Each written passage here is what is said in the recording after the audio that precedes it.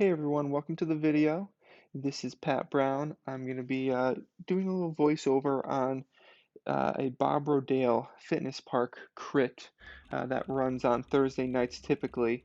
And I've been sitting on this video for a while. It's been since 2018, the summer when I captured this. So I want to go over a little bit of teamwork stuff that we were doing.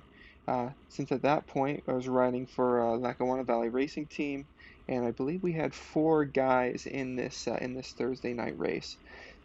So with us, Zach Curran, he was the designated sprinter. We had Aaron McNanny, who was also going to do some work, and then I think we had Jack Coleman as well. It was up on the screen in the left with the blue with the red on the side. That was our kits from a few years ago.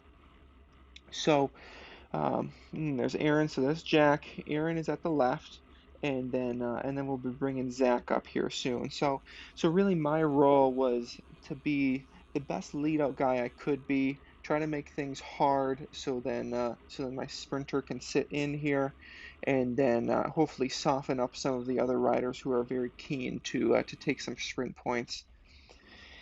Going off the pavement here, but on that climb, nothing too bad.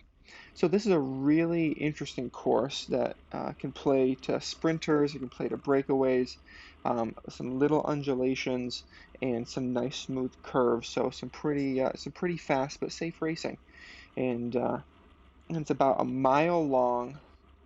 As you go past the start finish, you you kind of swoop around. There's a little bit of a climb, really not nothing too bad, only maybe 20 or so feet vertical, but lap after lap that puts a little sting in the tail, and you head down into a nice fast section, which uh, which if you want to put down the lead out, you need to make sure that you're near the front at the top and are able to take over. And what I really found with this race, looking at the footage, uh, definitely getting the timing right is a bit of an art, especially with multiple sprints that typically occur on Thursday nights at Bob Rodale. So so now we're just kind of getting things warmed up. We have a this is still the beginning of the race. We all stick together for the first lap, and then we're able to race how we want to race. And so I thought, since I'm working for my teammate, better try to see what I can do with a breakaway, and so then my teammate can just sit in. I'll do some work and soften up some legs. This guy behind me here in the red is actually a junior, or at least he was at the time. I'm not sure about now, but I know he was definitely someone to look out for in the sprints. So I'm glad that he chased me right down, and I'll be able to work with him a little bit, but really focus on trying to zap his legs. So, beautiful sunny day. I don't believe the wind played very much of a role. Sometimes it does, but the course, at least very close toward the sprint, is covered both sides. So here's the climb up. Um, it's covered by both sides by trees, so not a lot of wind gets through the trees. Luckily for the last maybe 300, no, probably maybe even 400 or 500 meters. So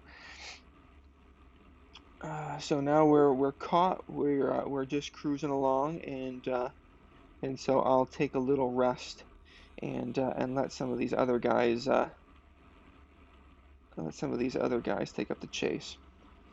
So now we're partway through the race here, and this is our designated sprinter Zach. He ended up going off the back a little bit, and so then with the speeds being so high, I went back to him because I wanted to make sure that he could stay attached, get some respite, and uh, and so I have him reattach here, which works well because he's able to take a little breather now. He's getting a better draft, and can be in the group, and so then we can get prepared for the next intermediate sprint.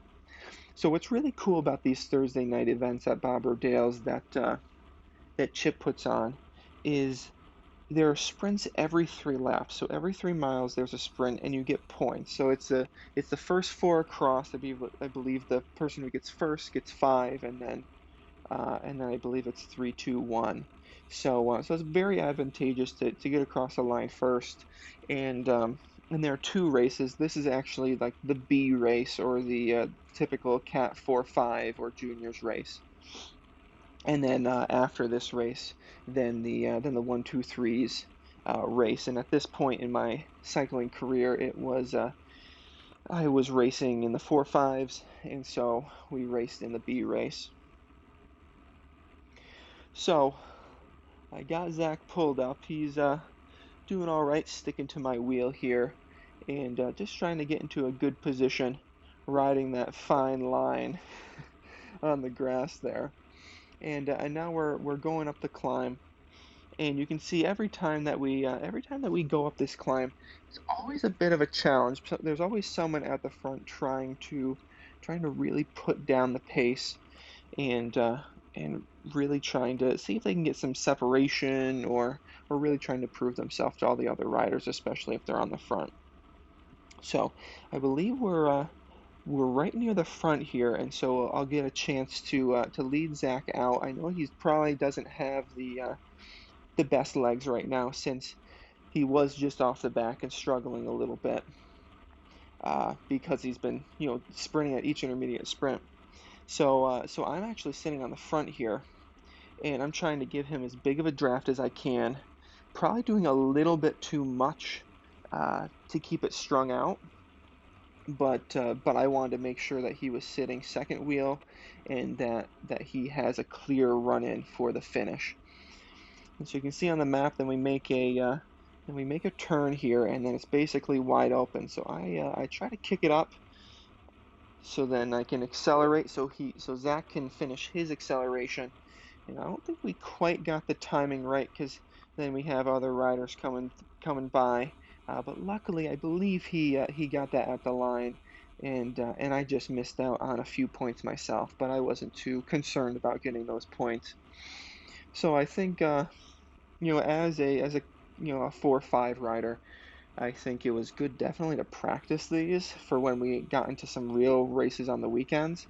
But it's definitely a lot more difficult than I thought, especially with just getting the timing down, because you can see a lot of guys will rest, but those who didn't sprint before will catch back up, and then it's perfect timing for a counter move. But luckily we all stick together and keep rolling. So another thing about this course, especially in the 1, 2, 3s, very typical for splits in the field, especially with this little riser that we're going up now, because a lot of guys will try to get separated. So there's another sprint lap done and dusted here, and so we're heading into I believe the last lap here. So I told Zach to stick on my wheel, and if he had the legs, I would lead him out. And but he said that he was hurting pretty good, so we decided to, if he could stick on, then I'll have him stick on. But if not, I'll try to do what I can to try to go for a little bit of a long one, because my legs were definitely stinging a little bit, as well as I recall. So I didn't have that sharp jump, and so I thought using the hill as my advantage, and going a little bit further out, maybe catching some people off guard, might be the best way to go about it. So at this point, I'm still thinking Zach was on my wheel, but unfortunately he was pretty much done for the day. And so I look back, I see, I was going to try to bring him up, but because there are a little bit of gaps, so you can see that, there are some gaps that I'm filling in, and riding up past some riders. And so I knew if I wanted to go, I needed to get into a decent position before I actually start my attack. Heart rate's getting up there, and I think everyone is pretty tired from the race at this point. We're just starting to head up the hill, and so I think this is my time to go. Best time of any, attack from a few wheels back. Probably could have attacked a little bit farther back so that I get a little bit better gap. Um, and I think basically what happened, the guys tried to go, but since they've been riding the front for quite a bit, just prior to this, they didn't quite have the little bit of a snap that I did, just since I was able to get some speed prior to attacking myself. And at this point, I mean, if you take a look at my heart rate, 196, I believe at this point my max was 202. So, after a hard night of racing, that's probably about as much as I have. And so there's probably only about 400 meters left, and they're coming up on me. Um, just desperately trying to put down the power as best as I can, but at a certain point, there is only so much that my legs want to do. Heart rate about 198. It looks like they're playing a little bit of games uh, since they're spread out a little bit more, and it seemed like I didn't really have that much left in my legs, and you'll see there's a rider coming for me here, but I'm able to just do a bike throw there at the line to maintain the lead position, but not much in my legs left. So it just worked out. It was a great night of racing, trying some lead outs a little bit, just to get a feel for that, and it was a good night overall.